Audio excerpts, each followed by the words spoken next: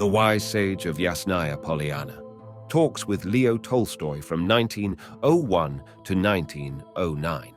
Note to the reader. This is the second part in a series where the author recollects his meetings and talks with the great man. 1901. Moscow, February 1st.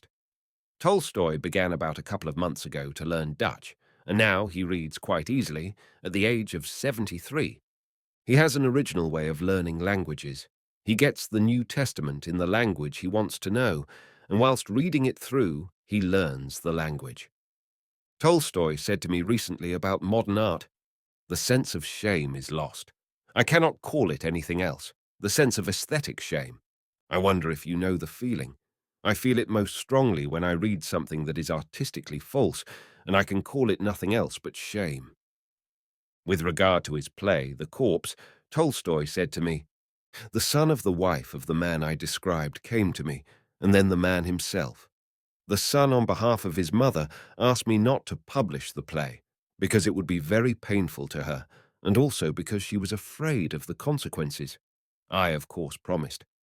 Their visit was very interesting and useful to me. Once more, as so many times before, I was convinced how much feebler and more unreal are the psychological motives which one invents oneself in order to explain actions. The actions of one's imaginary characters are then the motives which guided those people in real life. After talking to these people, I cooled to my work. On another occasion, in the dining room downstairs, animated conversation was going on among the younger people. Tolstoy, who was resting in the next room in the dark, afterwards came into the dining room and said to me, "I lay there and listened to your talk. It interested me from 2 points of view. It was interesting simply to hear young people talking, and then it was also interesting from the dramatic point of view. I listened and said to myself, this is how one ought to write for the stage. It is not one speaking and the others listening. It is never like that. It is necessary that all should speak, and the art of the writer consists in making what he wants run through it like a beautiful thread." March 8th. Yesterday, Tolstoy was in good form. At tea, he laughed and joked. The conversation was about luxury. Tolstoy said, "How much more money people spend nowadays than they used. When Sophie Andreevna and I lived in Yasnaya, our income from the Nikolsky estate was about 5,000 rubles, and we lived superbly. I remember when Sophie Andreevna bought little mats to lay by the beds, it seemed to me a useless and incredible luxury. And now my sons, I seem to have about 20 of them, squander money right and left, buy dogs, horses, gramophones. I asked myself then, why buy carpets when we have slippers? Certainly we did not go barefoot, but behold, Repin painted me décolleté, barefooted, in a shirt.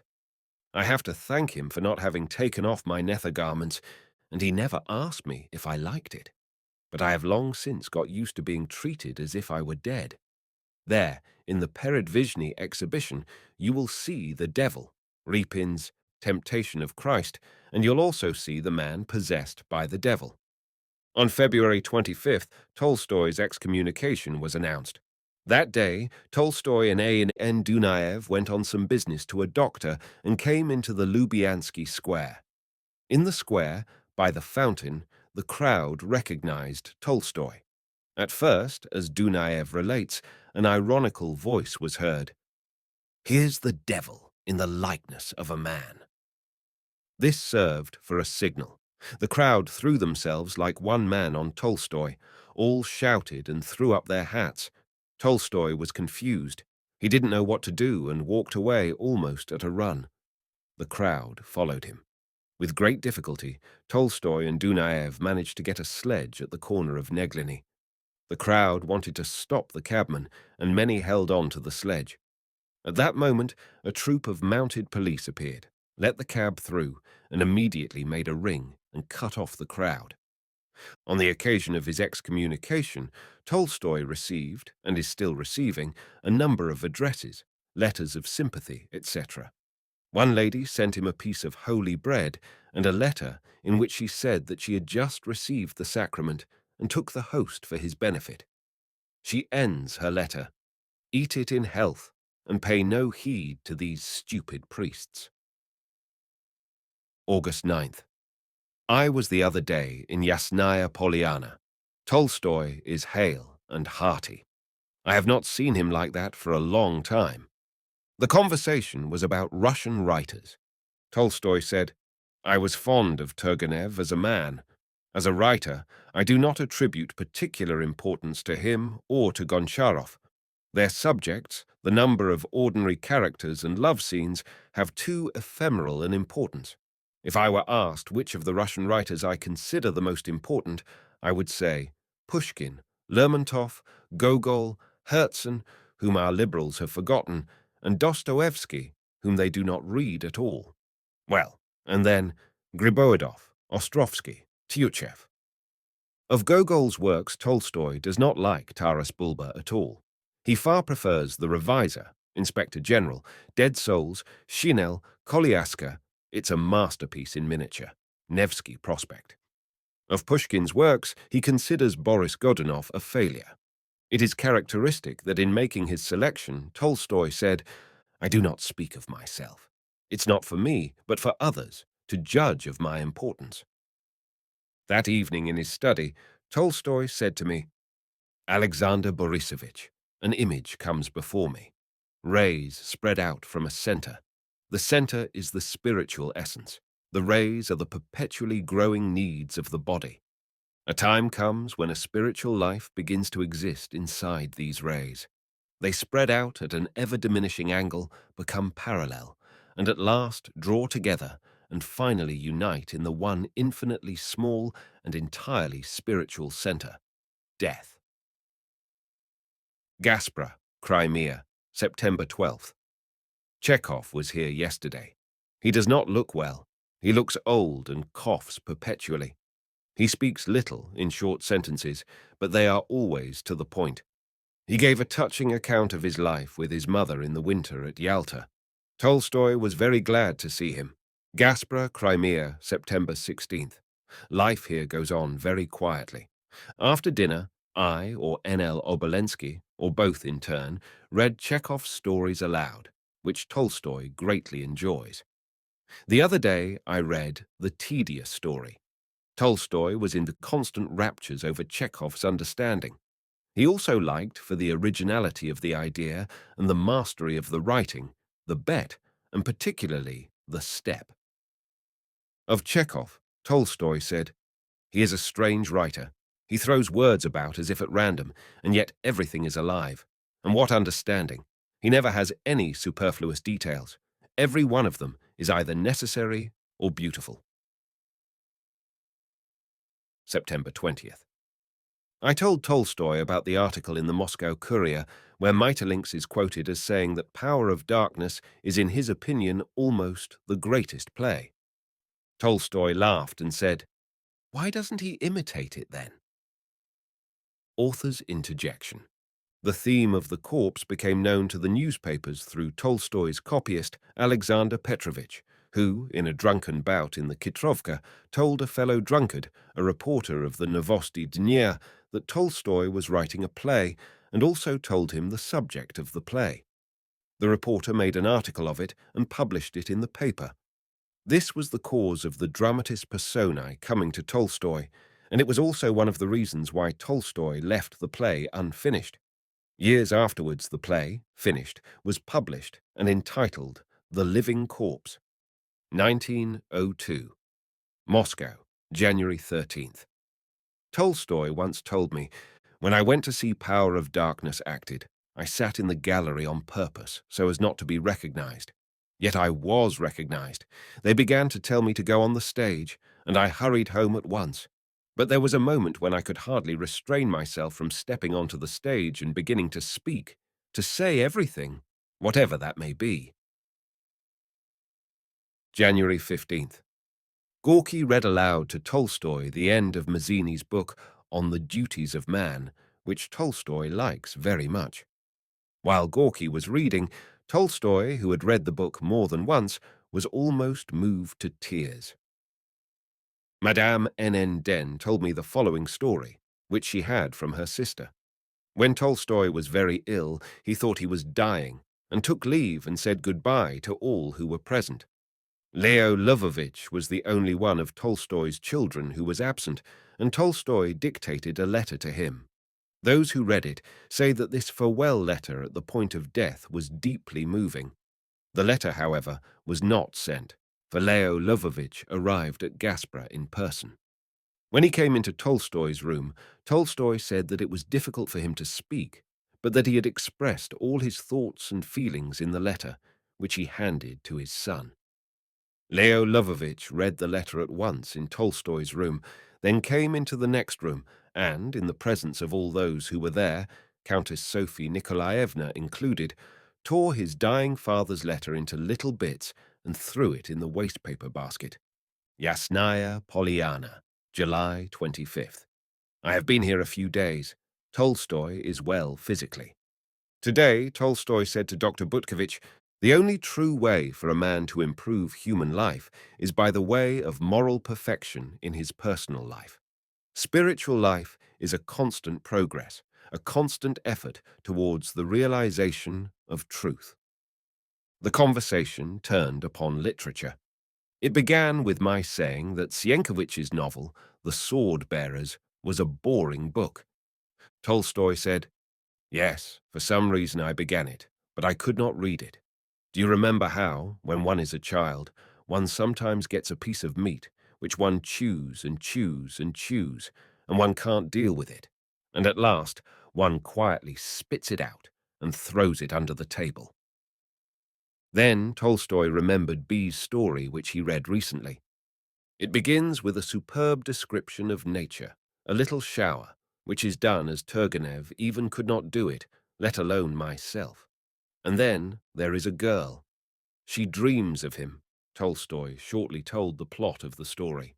And all this, the girl's silly emotion, the little shower, all this is needed in order that B may write a story. Just as in ordinary life, when people have nothing to say, they talk about the weather. So writers, when they have nothing to write about the weather, and it is time to put an end to it. Yes, there was a little shower. There might just as well have been no shower at all. I think that all this must come to an end in literature. It is simply impossible to read any longer. I once belonged to the Guild of Authors, and from habit, I watch and am interested in everything that goes on there. Tolstoy quoted a few instances of misstatements and inaccuracies in writers like Uspensky and Korolenko, but said that these were only slips. But when psychological mistakes are made, when the characters in novels and stories do what, from their spiritual nature, they cannot do, it is a terrible failing. And the works of the Andreevs, etc., are full of such mistakes. Even in Gorky, it is always happening. For instance, it is the case in his story about the silver clasps, or in the opinions of the women in Three. His burgers is utterly uninteresting. The surroundings are indefinite, untypical.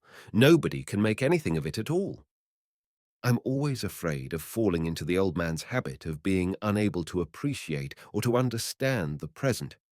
But I try my best, and genuinely can find no beauty in the modern tendencies of art. There has recently appeared a very just article by E. Markov on Gorky. The writer, rather timidly, for Gorky has become such an idol that people dare not speak of him, has pointed out correctly that modern Russian literature has completely turned away from those high moral problems which it formerly pursued. And indeed, what a complete denial of moral principles there is. You may be vicious, you may rob or kill. There is nothing to restrain the individual. All is allowed. But still, I am impressed by the fact that Gorky is translated in Europe and greatly read there. Undoubtedly, there is something new in him. His chief merit is that he was the first to draw the world of outcasts and tramps from the life, which until then no one had attempted. In this respect, he did what Turgenev and Grigorovich did in their day for the world of peasants. I love Chekhov very much and value his writings, but I could not make myself read his play, The Three Sisters. What is it all for? Generally speaking, modern writers have lost the conception of drama. Drama instead of telling us the whole of a man's life, must place him in such a situation, tie such a knot that when it is untied, the whole man is made visible. Now, I allowed myself to criticize Shakespeare, but with him, every character is alive, and it is always clear why he acts as he does. In Shakespeare's theatre, there were boards with inscriptions moonlight. A house, because, heaven be praised, the whole attention was concentrated on the substance of the drama. Now, it is just the opposite. Tolstoy spoke with disgust of Andreev's abyss and said, "With regard to Leonid Andreev, I always remember a story by Ginsberg about a boy who cannot pronounce the letters and says to his friend, 'I went for a walk, and suddenly I see a wolf. Are you frightened? Are you frightened?' So Andreev also keeps on asking me, 'Are you frightened?' And I am not in the least frightened." Yesterday, the conversation was about the Herzen, Bakunin, and Belinsky circle. Tolstoy said, "The most characteristic thing about that circle was a kind of Epicureanism, or at least the denial of, the complete failure to understand, a religious conception of the world. Dr. Nikitin, for instance, was surprised that I did not think Gogol mad. They thought him mad because he believed in God, and they could not even understand what was going on in his soul." Tolstoy spoke very disapprovingly of Belinsky's famous letter to Gogol. Dr. Butkovich asked Tolstoy if he had read Maeterlinck's new play, Monavana. Tolstoy replied, "Why should I? Have I committed a crime?" Someone observed that common people are very seldom interested by power of darkness. Tolstoy said, "To interest the people one must write more simply and much more shortly, as Sophie Andreevna paints. Everything in profile and everything on the plane, and yet no other pictures are enjoyed so much by children. In the same way, form must be simple and primitive if it is to be enjoyed by the people." Tolstoy went on to say, "I have been thinking a great deal about it lately. There are two kinds of art, and both are equally needed. One simply gives pleasure and comfort to people, the other teaches them." Yesterday, Tolstoy criticized the scientists, he mentioned Mechnikov, for their denial and misunderstanding of a religious conception of the world. Someone mentioned the new Russian university in Paris. Tolstoy is skeptical about it and said, "Some 70 young women come and listen to the professors who teach them." Madame Stakovich said something about the harm that is done to the girl students, but Tolstoy said, "Well, they are bad enough already without that." July 28th. The other day, we walked in the woods.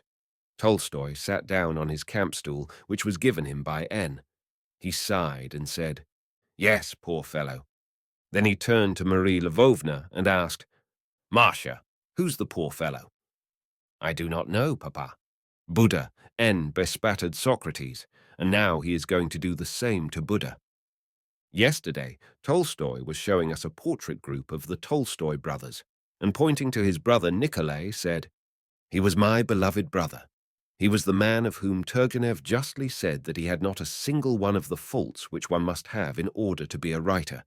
And I, although it is wrong of me, must say of my son Leo that he, on the contrary, has all these faults, but none of the gifts which are needed for a writer." Ilya Lvovich said to Madame Stakovich that a writer must himself experience everything in order to tell it to others. Tolstoy replied, "Mere technique is sometimes enough to describe what he has experienced. A real writer, as Goethe justly observed, must be able to describe everything. And I must say that, although I am not very fond of Goethe, he could do it." Today, Tolstoy was enthusiastic about Mozart's operas, particularly about Don Juan. Together with the extraordinary richness of its melody, he rates very high its power to give in music the reflection of characters and situations. Tolstoy recalled the statue of the commander, the village scene, and especially the duel. He said, "I hear there a presentiment, as it were, of the tragic denouement, together with the excitement and even the romance of the duel." Then Tolstoy turned the conversation to the importance and province of form in art. I think that every great artist necessarily creates his own form also. If the content of works of art can be infinitely varied, so also can their form. Once Turgenev and I came back from the theatre in Paris and discussed this. He completely agreed with me. We recalled all that is best in Russian literature, and it seemed that in these works the form was perfectly original. Omitting Pushkin, let us take Gogol's Dead Souls. What is it? Neither a novel nor a story. It is a something perfectly original. Then there is the Memoirs of a Sportsman, the best book Turgenev ever wrote. Then Dostoevsky's House of the Dead. And then Sinner That I Am, My Childhood, Herzen's Past and Thoughts, Lermontov's Hero of Our Time. August 1st. Tolstoy talked with Marie Alexandrovna Schmidt in my presence about a certain Koklov who went mad. Tolstoy told me his story briefly, and then said, "What a riddle insanity is! What is he, alive or dead?" I said that insanity is not a greater riddle than sanity. The mystery is how the personality which lives in me manifests itself through the brain. But if I admit that the first cause is not in my brain, but outside it, and the brain is only a means by which my personality is shown, then it is for me no fresh mystery that that personality of mine cannot be manifested when the machine of the brain is disordered. Tolstoy said, "Yes, it is all a mystery. Let us take a child. When it is born, has it conscious life? When does consciousness begin in a child? And what is it when it moves in its mother's womb? To me, life is a ceaseless liberation of the eye of the spirit. Recently, NN came to me and asked me whether I believe in a future life. But to me, there is a contradiction contained in the question. What does future life mean?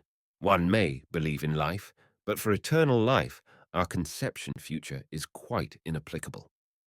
But if we speak of life as we can realize it, as life after our present life, then it seems to me that it can be conceived only in two possible forms, either as a fusion with the eternal spiritual principle, with God, or as a continuation, in a different form, of the same process of liberation of the spiritual I from what is called matter. It may be accidental, but it is remarkable that Christ said to the Pharisees, "Before Abraham was, I am." I came into the dining room while Tolstoy was talking with K. Mikhailov about art. Among the sensations experienced by our senses of touch, sight, hearing, etc., there are some which are unpleasant and painful. For instance, a violent knock, a deafening noise, a bitter taste, etc. Now, modern art often works upon us not so much by means of its content as by irritating our organs of sensation, painfully. As regards taste, an unhealthy taste needs mustard, whilst it produces an unpleasant impression upon a pure taste. So it is in the arts. It is necessary to draw a dividing line and to find where that artistic mustard begins, and I think it is a problem of enormous importance. In painting, it seems to me, it is particularly difficult to draw that line. Tolstoy said to Count Yashvil, "I have been learning all my life, and do not cease to learn, and this is what I have noticed. Learning is only fruitful when it corresponds to one's needs. Otherwise, it is useless. I remember I was a justice of the peace. I used to take the laws and tried to study them, but I could not fix anything in my mind. But whenever for some particular case I needed certain legal knowledge, I always kept it in my mind and could use it in practice." The conversation turned on our government. Count Yashvil began giving instances to prove how bad it is in Europe. To this, Tolstoy replied, even with some irritation, "What right have we to condemn anything in the West when we are still so far behind them? Our government is so abominable that we have no right at all to condemn anyone. We are without the possibility of satisfying the most elementary needs of every man, to read, write, think what and how one wishes." Tolstoy was now writing Haji Murat, and he said, "I remember how a long time ago someone gave me a traveling candlestick for a present. When I showed the candlestick to our Yasnaya Polyana carpenter, he looked at it, looked again, and then sighed and said, 'It is crude stuff.' The same applies to my present work. It is crude stuff. Yasnaya, Polyana, August 30th. I have been here now for 3 days. Tolstoy talked with Ilya Lvovich and someone else about farming and about the new machine called the Planet. Tolstoy said, "It is surprising how few technical inventions and improvements have been made in agriculture compared with what has been done in industry." Afterwards, Tolstoy said, "Ruskin says how much more valuable human lives are than any improvements and mechanical progress." Then Tolstoy added, "It is difficult to argue with Ruskin. He by himself has more understanding than the whole House of Commons." Tolstoy went for a walk, and I fetched him his overcoat. I met him on the road. We walked home together and walked through the fields. Tolstoy looked at the bad harvest and said, "My farmer's eye is exasperated. God alone knows how they sowed." When we reached the boundary of the Yasnaya Polyana forest, we heard the loud voices of children, and soon we saw a motley crowd of village boys discussing something. They noticed Tolstoy and began urging one another to go up to him. Then they felt shy and hid themselves. Tolstoy became interested in them and beckoned to them. They began to approach, at first timidly and one by one, but gradually all came together. I particularly remember one of them dressed in grey calico-striped trousers, in a ragged cap and shirt, with huge heavy boots, probably belonging to his father. Tolstoy showed them his camp stool, which was a great success. He asked them what they were doing there. It appeared they had been picking pears, and the watchman ran after them. Tolstoy walked with them. On the way, he inquired about their parents. One boy turned out to be the son of Taras Fokanik. Tolstoy said to me, "He was one of my very best pupils. What a happy time that was! How I loved that work! And above all, there was nobody in my way. Now my fame is always in my way. Whatever I do, it is all talked about. But at that time nobody knew or interfered, neither strangers nor my family, though there was no family then." When we reached the spot, Tolstoy told the children to gather the pears. They climbed the trees, some knocking down the pears, others shaking them down, others again picking them up. There was a hubbub, a happy noise of children, and the figure of the good old Tolstoy lovingly protecting the children from the attack of the watchman moved one to tears. Then 2 or 3 peasants came to ask his advice on some legal point. Tolstoy, Nikitin, and I talked of Dostoevsky. Tolstoy said, "Certain characters of his are, if you like, decadent, but how significant it all is." Tolstoy mentioned Kirillov in The Possessed and said, "Dostoevsky was seeking for a belief, and when he described profoundly skeptical characters, he described his own unbelief." Of Dostoevsky's attitude to liberalism, Tolstoy observed, "Dostoevsky, who suffered in person from the government, was revolted by the banality of liberalism." Tolstoy said, "During the 60 years of my conscious life, a great change has come over us in Russia. I am speaking of the so-called educated society, with regard to religious questions. Religious convictions were differentiated. It is a bad word, but I don't know how to express it differently. In my youth, there were 3, or rather 4, categories into which society in this respect could be divided. The first was a very small group of very religious people who had been Freemasons previously, or sometimes monks. The second, about 70% of the whole, consisted of people who from habit observed church rituals, but in their souls were perfectly indifferent to religious problems. The third group consisted of unbelievers who observed the conventions in cases of necessity, and finally there were the Voltairians, unbelievers who openly and courageously expressed their unbelief. The latter were few in number, about 2 or 3%. Now one has no idea whom one is going to meet. One finds the most contrary convictions existing side by side. Recently there have appeared the latest decadents of orthodoxy, the Orthodox churchmen like Merezhkovsky and Rozanov. Many people were attracted to orthodoxy through Komyakov's definition of the Orthodox Church as a congregation of people united by love. What could be better than that? But the point is that it is merely the arbitrary substitution of one conception for another. Why is the Orthodox Church such a congregation of love-united people? It is the contrary, rather. 1903, March 21st. Last week, I went for a day to Yasnaya, Polyana. I found Tolstoy well and cheerful. Tolstoy is always much interested in the question of man's spiritual state during sleep. He told me this time, "In a dream, one cries or is happy or excited, and when one wakes up and remembers the dream, one does not understand what made one cry or be happy or excited. I explain it to myself in this way. Apart from the happiness, excitement, or bitterness which are caused by definite events, there are also states of happiness, excitement, ecstasy, and grief. In such states, an insignificant event is often sufficient to throw us into ecstasy, excitement, etc. In a dream, when one's consciousness does not act so consistently and logically, this state is expressed by the corresponding sensation which has often no external cause. For instance, in a dream, one often feels utterly ashamed, and when one wakes up and sees that one's trousers are quietly hanging over a chair, one feels an extraordinary joy. That is why I so much love Popov's dream.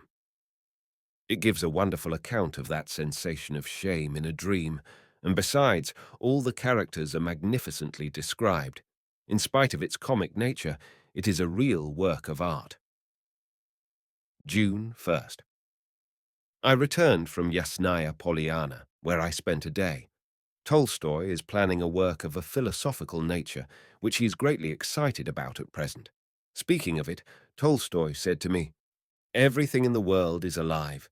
Everything that seems to us dead seems so only because it is either too large or, on the contrary, too small. We do not see microbes, and heavenly bodies seem dead to us for the same reason that we seem dead to an ant. The earth is undoubtedly alive, and a stone on the earth is the same as a nail on a finger. The materialists make matter the basis of life. All these theories of the origin of species, of protoplasm, of atoms, are all of value insofar as they help us to know the laws governing the visible world. But it must not be forgotten that all these, including ether, are working hypotheses and nothing else. Astronomers in their calculations assume that the Earth is a motionless body, and only afterwards correct the mistake.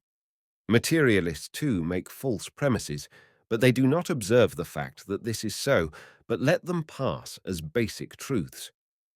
True life exists where the living being is conscious of itself as an indivisible I, in whom all impressions, feelings, etc., become one.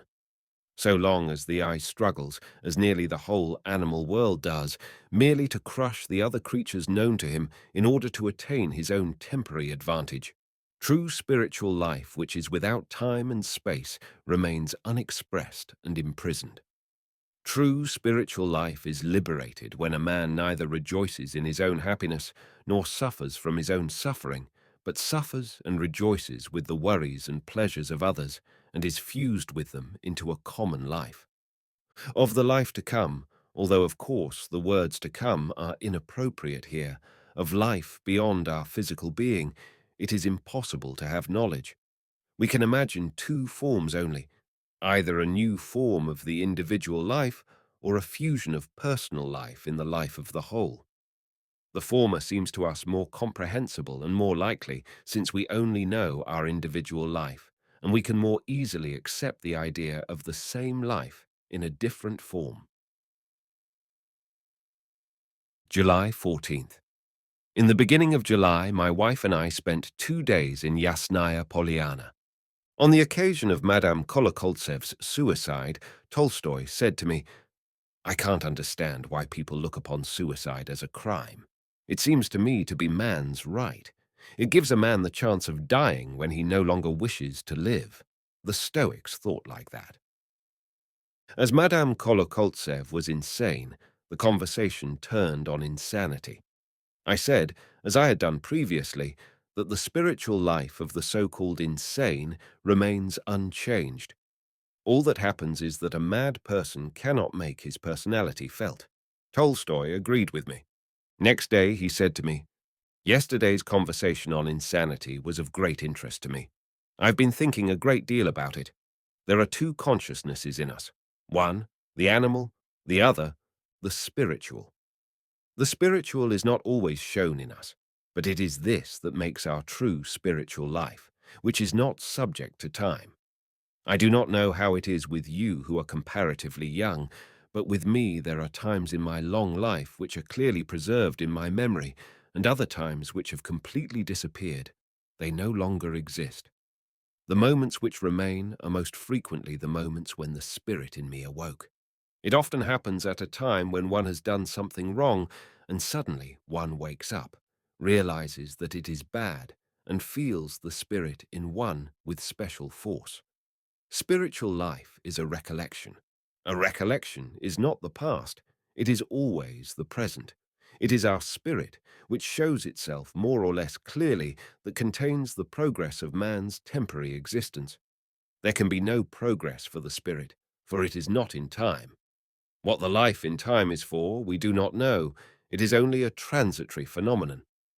Speaking metaphorically, I see this manifestation of the spirit in us as the breathing of God. There is a beautiful story about the unreality of time in the Arabian Nights. Someone was put into a bath. He dipped his head in the water and saw a long history with most complicated adventures. And then, when he raised his head from the water, it turned out that he had only dipped his head in once. Tolstoy was talking about Fedorov and Peterson, particularly about Fedorov. They belong to the sect which believes in the resurrection of the dead here on earth. Their idea is that people must try to resurrect all those who have died in the past. They believe that by hard work for centuries, mankind will achieve it. For this purpose, one must study all things of antiquity and restore them. Fedorov was librarian to the Rumyantsev Museum and was a passionate collector of all old things, portraits, objects, etc. Mankind must cease to multiply, and everything will be resurrected. That is their ideal. It turns out that Vladimir Solovev and Dostoevsky, to some extent, there is a letter to this effect, believed in this idea. Fedorov, I think, is still alive. He must be over 80. All his life he has lived as an ascetic. When I once visited him in the spring and saw his thin overcoat, I asked him, "Do you wear a thin overcoat already?" And he replied, "Christ said, if you have 2 cloaks, give them to him who has none, and I have 2 overcoats." And after that, he always wore only a thin coat. He received a very small salary, ate very, very little, slept almost on the bare boards, helped the poor, and denied himself everything. He wrote a great deal, but his works remain in manuscript. His disciples have no money to publish them, and no publisher can be found to publish them. There was a plague of poisonous flies at Yasnaya Polyana this summer, which made one's face swell when they bit one. Tolstoy said, "Once, when I was younger, I wanted to write a story about a young man who stayed in the summer at a friend's house, where there was a young girl. The very first day they fell in love and raved about each other. At night, when he was asleep, a fly bit his lip, and half his face swelled up. His lip and cheek were swollen, and his face looked idiotic. When the girl saw him in the morning, their love at once came to an end. There were no more illusions. She noticed a number of faults in him which she had not noticed at all the day before." The conversation was about Father Gregory Petrov. Tolstoy said of him, as was the case with Ambrosi of the Optino monastery, he is becoming the slave of his popularity. Generally speaking, fame, popularity, is a dangerous thing. It is also harmful because it prevents one from looking upon people simply in a Christian way. Now, for instance, I find Gorky very pleasant as a man, and yet I can't behave to him with perfect sincerity. His popularity prevents me from doing so. It is as if he were not in his right place. To him, too, his popularity is dangerous. His long novels are worse than his short stories. His plays are worse than his novels, and his addresses to the public are simply revolting. Yet, as someone said, if my work is abused by everyone, it means that there is something in it. If all praise it, it means that it is bad. But if some praise it very much and others dislike it very much, then it is first-rate. According to this theory, Gorky's works are first-rate. Well, it may be so. A blind man came to Tolstoy, and Tolstoy was very much interested in him.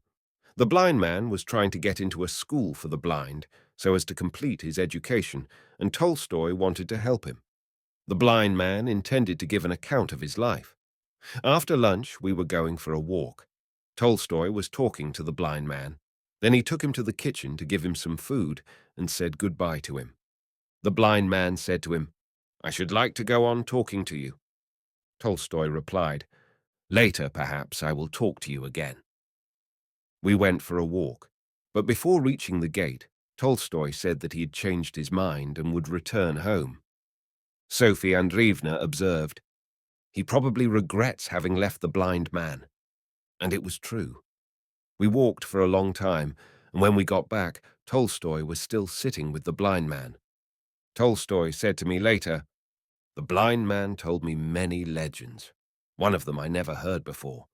Once upon a time, Christ and Peter the Apostle walked in the country and saw an old peasant making a fence out of reeds. Christ asked him, 'Why, Father, are you making such a weak fence of reeds?' And the peasant replied, 'I am old. It will last my lifetime.' After that, God saw to it that people should not know their age." He also told me another legend, which I had heard before, but in a different version. A just old man once lived in the woods, and people came to him and said, "Why do you never go to church?" The old man listened to them and went with them. But while they took a boat to cross the river, the old man walked upon the water. They arrived and went into the church, but inside the church the devil stretched a skin on the floor and wrote down the names of the sinners on it. The old man looked and looked at this, then called the devils bad names, and they wrote his name down. On returning home, he was unable to walk upon the water, but had to take the boat. Tolstoy said, "It is time for me to die, and I have a whole mass of subjects, and even a new one today. I have a whole long list of them." Tolstoy is going to expound in an artistic form Buddha's teaching, Ta Twam Asi, the meaning of which is that in every man and his actions one can always recognize oneself. Tolstoy recalled the following: "When I was taken for the first time to a box in the Grand Theatre as a young child, I saw nothing. I did not know that it was necessary to look at the stage sideways, and I looked straight in front of me at the opposite boxes." August 12th. I spent the 7th and 8th in Yasnaya, Polyana. M.S. Sukhotin was talking about Count Bludov. Tolstoy said, "His was a very interesting house where authors and the most interesting men of their time used to meet. I remember that I read there for the first time my two hussars.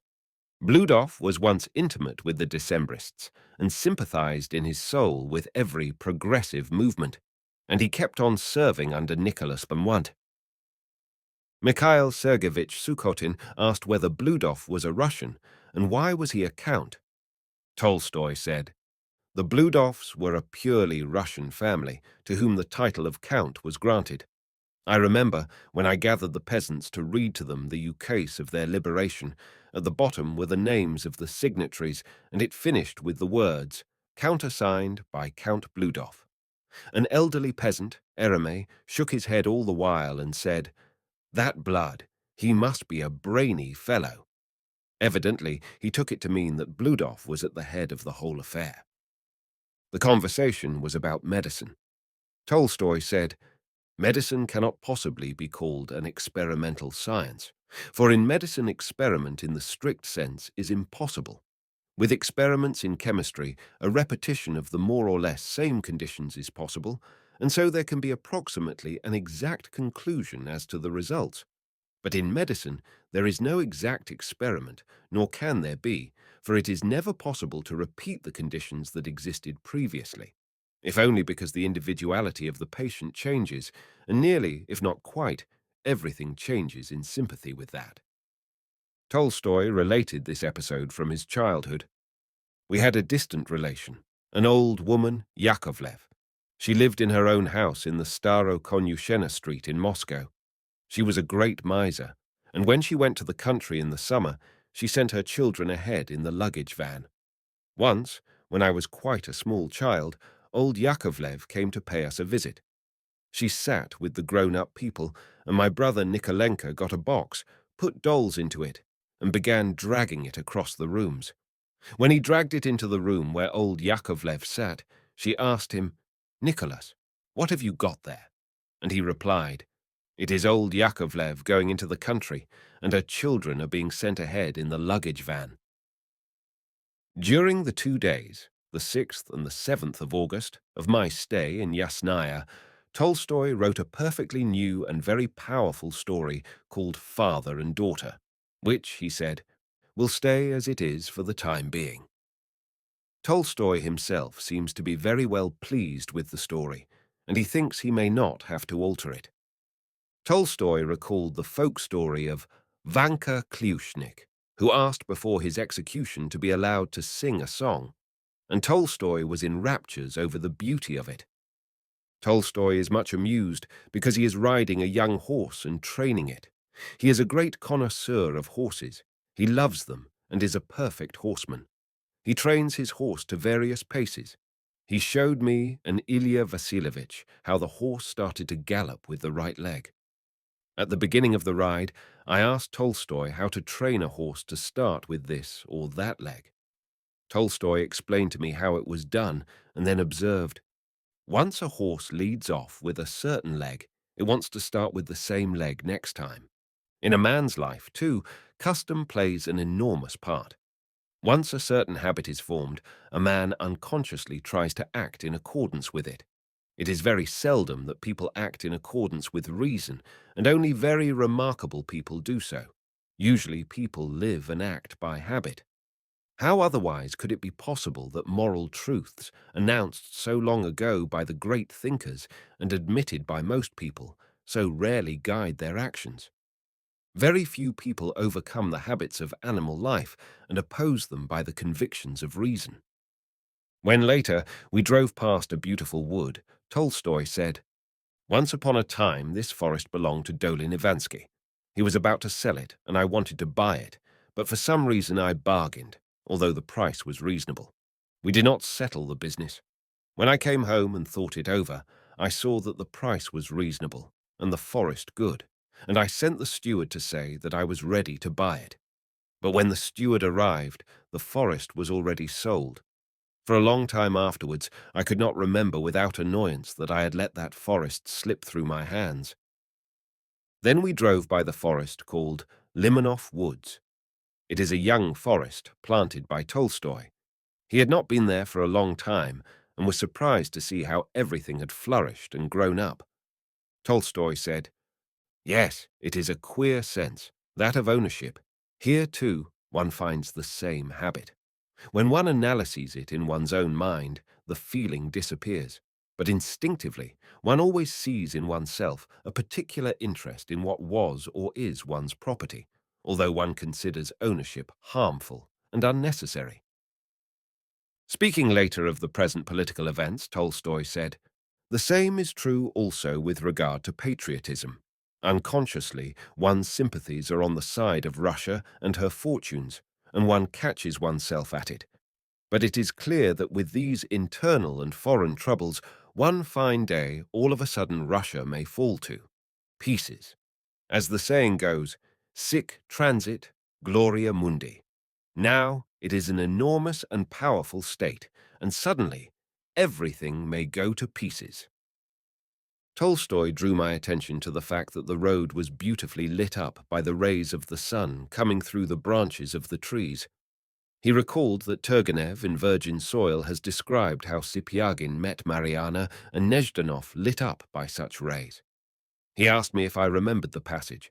I did not remember it and said, "How do you remember it, Tolstoy?" Tolstoy laughed and said, "But you remember in your music, and so we writers remember things in our art."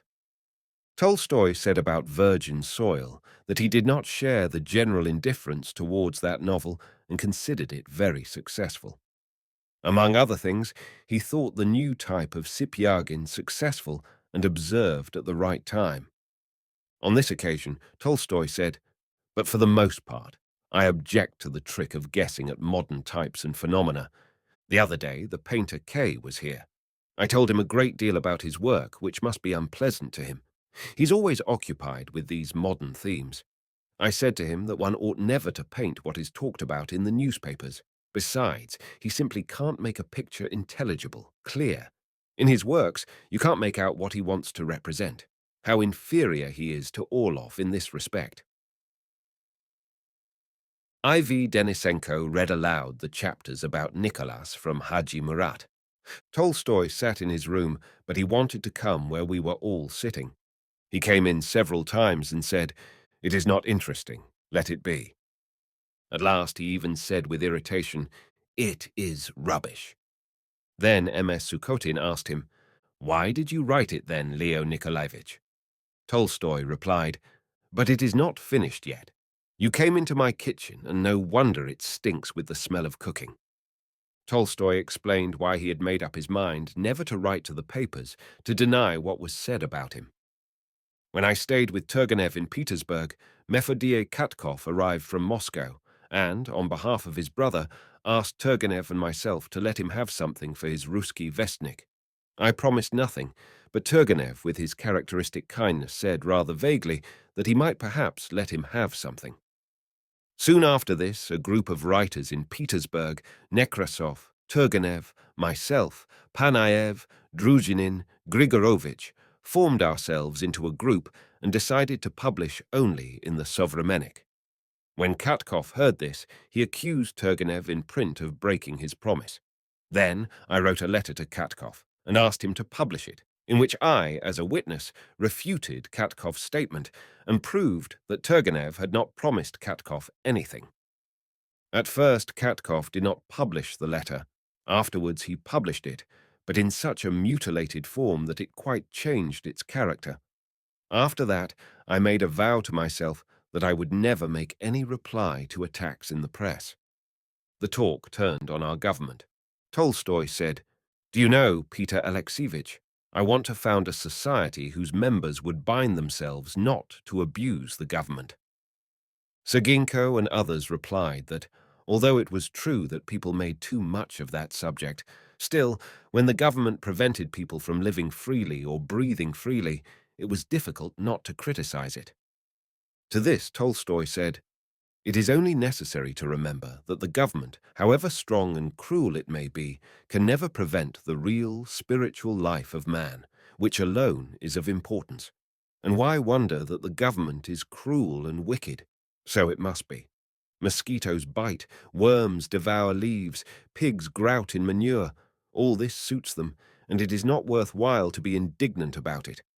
I remember many years ago. My sons are now tall, bearded men, but they were then children. I once came into the dining room downstairs in the Kamovniki house and saw that a ray of the sun fell across the whole room through the windows and made a bright spot on the sideboard which stood by the wall opposite the window. The ventilator was not tight shut and was moved by the wind, and as it moved, the bright spot slid over the sideboard. I went in, showed the children the bright spot, and cried out, "Catch it!" They all threw themselves onto the bright spot to catch it, but it raced, and it was difficult to catch it. But if one of the children succeeded in putting his hand on it, the bright spot showed on the top of his hand. That is like the spiritual nature of man. However you hide it, however much you try to suppress it or extinguish it, it will always remain the same and unchanged. About writing, Tolstoy said, "If you ask someone, 'Can you play the violin?' and he says, 'I don't know. I have not tried. Perhaps I can,' you laugh at him. Whereas about writing, people always say, 'I don't know. I have not tried,' as though one had only to try and one would become a writer." Tolstoy said about Jews, "There are three kinds of Jews. Some are believers, religious, respecting their religion and strictly following its teaching. Others are cosmopolitan, standing on the highest step of consciousness. And finally, a third kind, the middle kind, Almost the biggest class, at any rate of educated Jews, are even ashamed of being Jews or hide the fact, and at the same time they are hostile to other races. But it is as if they hid their hostility behind the skirts of their overcoats. As my sympathies are with the first two classes, so the third is unsympathetic to me. The conversation was about religion. Tolstoy said, Rousseau expressed a perfectly true idea that the Jewish religion admitted one revelation, the past, the Christian religion two, the past and present, and the Mohammedan three, the past, the present, and the future. Historically, it is undoubtedly a progressive movement. Christianity is higher than Judaism, which is no longer alive. It is all in the past, and Mohammedanism is higher than Christianity. It has not the superstitions, the idolatry. To me, personally, Christianity, to be sure, is above all religions. But I speak about Christianity, not as the highest religious moral teaching, but as a historical fact. And as there is ever much in common between the opposite poles, so there is here. Both Judaism and Mohammedanism keep strictly to monotheism, and there is no intoxication in either.